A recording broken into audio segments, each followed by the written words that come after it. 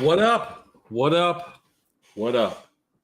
It is the last episode of the Shark Cove for the spring split.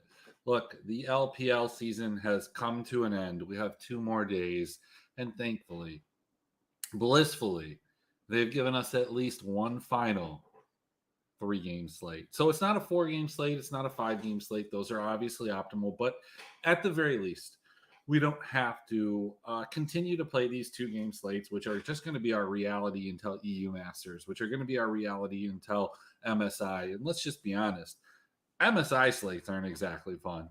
There's no surprise there. We're playing support captains. We're playing the favorites because that's who's going to win. Tonight, I don't think it's necessarily that far off of what we're looking at, but at least we have some semi-competitive matches within this 3 game slate, and then we have one kind of slam dunk. So kind of let's go through it. Let's see if there's anything that we're willing to bet. I've got a little money in my Bovada account thanks to a Cloud9 win, and I've got a couple things that I'm sweating tonight. This Miami win could be fantastic, could be really good. We've got a couple things tied to it, but let's hop right in. Let's hop right in to the show.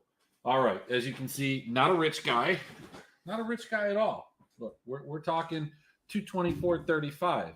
I don't know if we're necessarily going to even make a bet on these slates. We are invested already, and we'll talk about where we're invested. This BLG OMG game obviously has some playoff implications, but like it's not make or break, right? The only thing that this makes or breaks is a couple of my matchups with Nathan, I believe, at least. I think I have one of them hedged. This is a best ball game, a best ball finals kind of match, not just for myself, but for a lot of people. Because, look, BLG was a team that I invested heavily into. And aside from like one draft where I got kind of fucked in the semifinals, they've gotten me to the finals in many places. I've looked around; they've gotten everybody else to the finals in many places. If you look, Elk is one of the top scoring players, ADCs, everything within the league. And yeah, they're doing battle with OMG. OMG was a secondary stack, a good secondary stack. They kind of did take that step up that I thought they would. Not entirely though. Like this OMG team has had some moments where they've lost to lesser teams, but they beat more teams that I guess you think that they shouldn't have than they normally would have. And so to that extent, I think that they have ascended. And if you look at where they're playing or in contention for this playoff spot, 5th, 6th, something in that range. I mean, that's better than that fringe 8th, 9th, 10th that we're going to talk about a little bit later. So one of the things that we have continually discussed when it pertains to BLG and OMG is both of these teams are kind of allergic to 2-0s. Now, I am going to take a moment, and my messages went crazy here. Let's see. All right, that is absolutely nothing. All right, okay, so well, yeah, good luck to you, Gogs. That looks great. So the problem with BLG, historically, has been that they've had this problem closing out series. They're very good at winning the first game, but they have a lot of trouble winning the second game. And some of that sometimes deals with the fact that they might have side selection. Let's take a look here. Where is this at? What am I even looking at? BLG does have side selection. Can't really see that, but it's there. So BLG with side selection, they should win the first game. The idea then is, can they win the second game? They're at a -170. OMG is a good team, but I think that like BLG is kind of scaling into the late season here. And I think one of the things that I might want to just take a shot at is this BLG -170. I'm not going to go crazy on it. I'm going to go a little 50 spot, but why not? Why not? It feels good. It feels good. So that's where we're going to rock there. Team We, they need this game to make the playoffs. And if they don't, then IG makes it. They are huge favorites here. NIP has been kind of a disappointing team all season. I guess when you take out rookie, it really does have a pretty significant impact on the team. Let's take a look at NIP's most recent games. Let's find them real quick. 2-0 win against RNG, a win against IG, a loss against Weibo, and a loss against BLG. So do we really kind of hold the losses of Weibo and BLG against them? I don't think we should. The problem is if you go a little bit further back, you have the OMG 2-1 where they lost. You have the 2-0 where they lost against FPX. And like this team has been all over the map. The thing that I look at, I think that we have this kind of carryover effect that comes from WE, and I think that we believe that WE is maybe better or worse than they actually are, and part of that has a lot to do with this team and where they were last split last year. You know, WE came into the season, they beat FPX, they lose to EDG, and that was a loss that I think that some of us, myself included, kind of held against them because maybe we didn't believe that EDG was as good as they were. And as much as it pains me to say it, and I don't know why it pains me to say it, it really doesn't make any sense. But I fucking hate this dude leave because I didn't draft him. I talk shit about him, and he's just played really fucking good. And he's cost me some money. And he's won me some money by sucking. So I kind of just as a byproduct of all of those things want him to lose and want him to suck and want people to keep betting on him, and I'll bet against him. The thing of it is, like, beating EDG or losing to EDG 2-0 is not something that we should really hold against them, especially early in the season.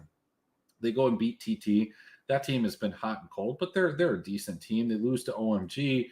That's not a big deal, right? Like, look, that's not necessarily a big deal. We're looking at OMG as kind of not top of the table, but right under that. They go and beat BLG at that point. They lose to LNG. No one's mad about that. I guess this is a bad loss here to AL. This is a bad loss for sure. But as we look through the rest of their resume, they beat RA, lose to top. No one's mad about that. They lose to JDG. No one's mad about that. Took care of business when they should against IG and up. They beat LGD. They dropped a game, sure. Who wouldn't? Test dropped 2. Like, this LGD team is a little bit feisty. They go 2-1 with Weibo. They're closing out their series here. They are the favorite. I think people are going to bet them. And I think that's justified. I probably want to lean towards Team WE in this situation. I do have a stake in a parlay with Team WE, but this is probably the spot where, you know, if NIP does win, Fodic, Dream, Shadow, all of these guys are just going to score just fantastically for fantasy. And so I think it's a spot that you want to get on either side of it. But if I'm just betting a money line side, throwing it in a parlay, it is a Shanks meta. We will say that forever. So from that end, we're going to bet Team WE. Let's take a look at the last game. Now look.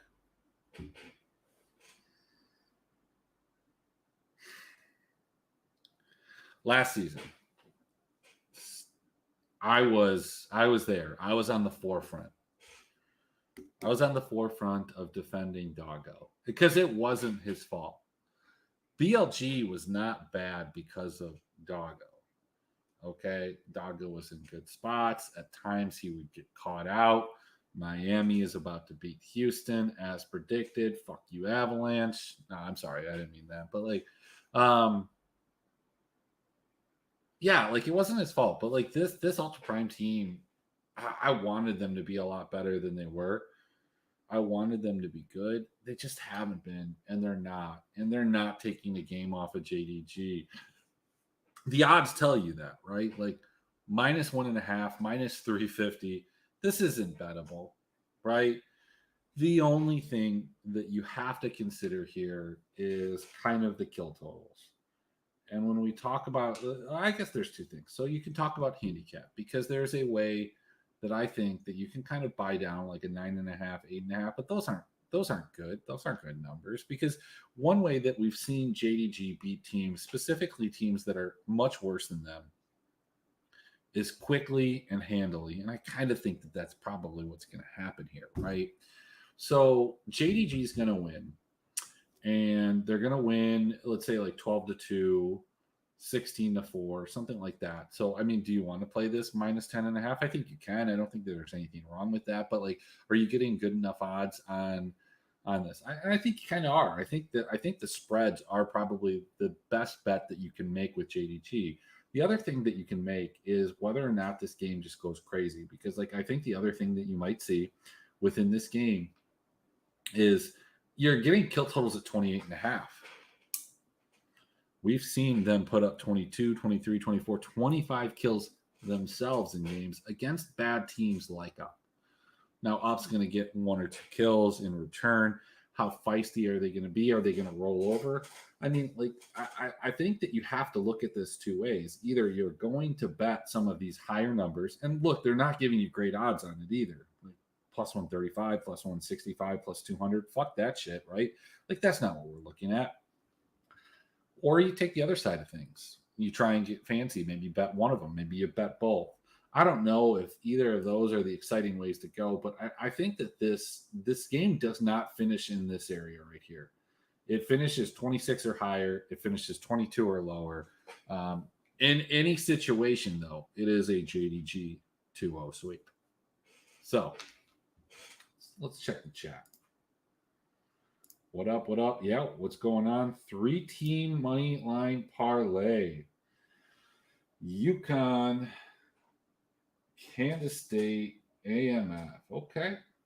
Miami money line. There we go. There we go. You cashed. Love it. Love it. I've got I've got some things cooking. I don't know if I had the I might have bet Alabama. That's how disgusting that could have been. Let's take a look here. I'm gonna before we hop into the DFS section. Let's take a look. I've got my Miami money in my account. I know I have Miami with Xavier. I'm pretty sure I have Xavier at least. Let's take a look here. I'm going to be brutal. I think I did bet it with Alabama, right? Nope, I didn't. I have Miami. Oh, yeah, I did. Fuck, Alabama. How brutal is that? Brutal is that? I had Creighton, Xavier, Miami, and Alabama. Felt like it was a good bet, but it wasn't. Oh, all right. Well, we've got Xavier money line over Texas. That could be a spot. But anyway, that's not why you guys are here. We're not talking college hoops. Let's take a look here. So, how do these teams go together? What can we build? So BLG being the favorite, let's take a look at how BLG and JDG play and put together. We're looking at a support captain. I think you can maybe do some other things with that. I put a heavy bias towards the JDG projections.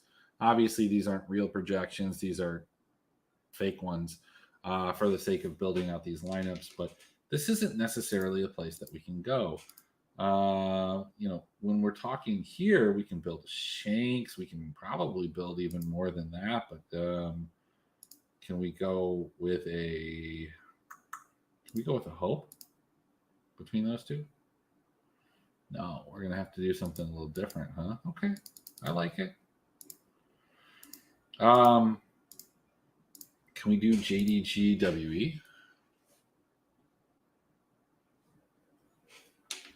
No go there. We can definitely do it here, right?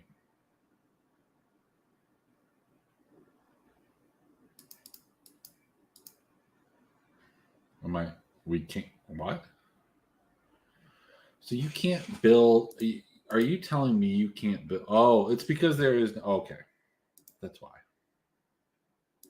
They still haven't added them. All right, that makes sense. What about here when it comes to JDG, OMG? You can do what you want. So we've got a 3-game slate. This just kind of borders on game theory more than anything else. I think people are going to want to find ways to play for JDG. And if you're finding ways to play 40 JDG with carry captains or even 3 JDG positional players, I think that a lot of times you're leaning towards OMG, you're leaning towards NIP. And just as a result, the ownership on those teams isn't going to necessarily reflect like a large number, right? But the JDG ownership will. That being said, I think a lot of people are going to build this like some variation of a JDG OMG lineup. I think that I'm curious to how frequently we see that in, let's say, like winner take all or cash, or if this is going to be some type of combination lineup. And I suspect that's more likely what we see. But I think the place that I want to go, just based off of all of that, would be like something like this. Is you either want to go BLG WE because you can build a favorable Shanks meta kind of lineup here. I like it. I think you could go BLG NIP. I think you can go WE OMG. But I think a really sharky way to go, if you're building a lineup and you're looking to win the 10K, and I am, I finished second and third and fourth and everywhere in that top 10 quite a few times so far this season. I think OMG NIP is kind of the way that you want to go and the place that you want to be. OMG NIP with like a one-off JDG, maybe the team slot. It's probably where you should go. But that's kind of where I'm thinking. That's what I'm feeling. That's where we're at. So, we've got it. We're on the show here. Let's build a couple tickets, and let's call it a night. Let's call it a spring split. Let's go over to Underdog. We've got a little bit of money over there. Let's build this up so we can see it. Let's go to esports and let's see. 8.5 kills for owner, 7.5.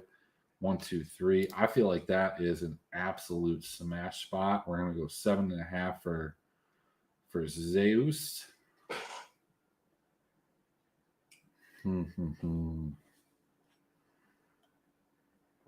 Bin at 5. That's tough. What else do we got? What are we looking at? What are we working with here? Chiefs Beyond, I'd have to look a little bit more into that. Ruler 11, that just feels pretty high to me. Doesn't necessarily need to be high. Let's go kind of like the under. Let's go under on Forge. I'm just going off a feel here, guys. Let's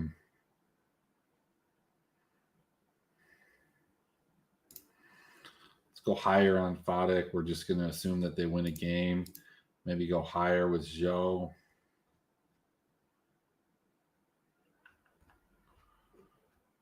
Let's grab a rival. Let's build this rival out. Bin versus Yagao. Elk versus... it's tough. Yeah, I don't know. Man, that is brutal.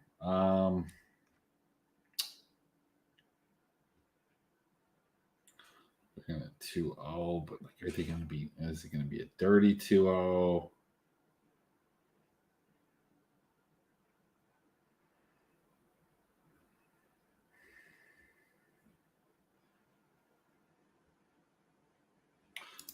We can't go Fodek because we already did. Mother. We already went Zeus.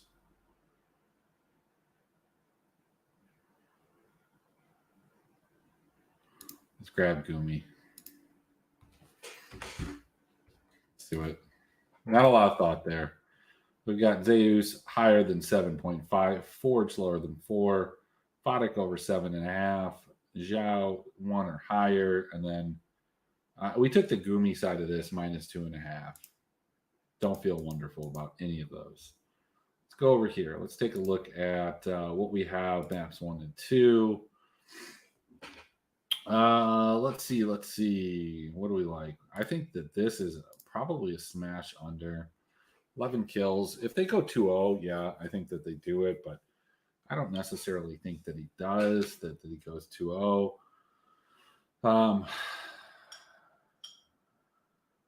As we pull this together, yeah, we don't want to kind of. We're not gonna grab the Fodic here. We're not gonna double down. We're gonna kind of hedge it out. Maybe one of these tickets will win, the other one will lose. We don't want to kind of put something on there that's gonna kind of affect both of them, I guess.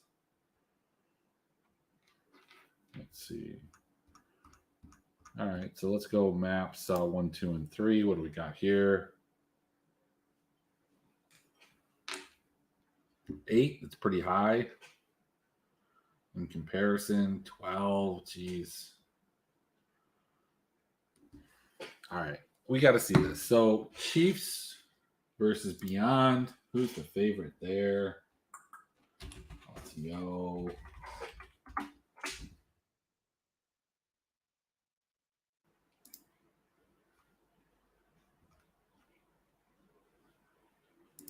Taking a look here. What are we working with here?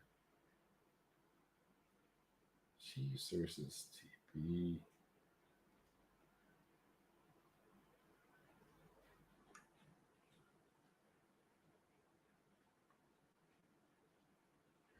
Wait, so is this this is a different tournament, right? Like they're playing a different.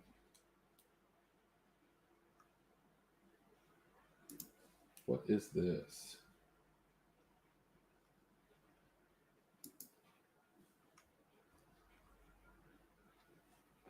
Wow. Okay. All right. So I found it. So they're playing Beyond Gaming, PCS. They just got 3-0'd by Oyster. So I think that they get 3-0'd here. So let's just take both of these. Let's take these as less. Probably should have done that on the other one, right? Red versus PNG. B-Boy, 14 kills. I don't want to get into that. Like I do actually want to get into that. We're just going to run a 3-person ticket here. We're going to run this for 50. Hopefully we wake up. We have a nice little 250 to add to everything. Let's just do that. Fuck. That's what we're going to roll with. We'll add some stuff to it in the morning. I'll throw it on Twitter if I feel good about it. But that's all we got. Let's check the chat. Is there anything going? No, that's it. All right. I'll talk to you guys later.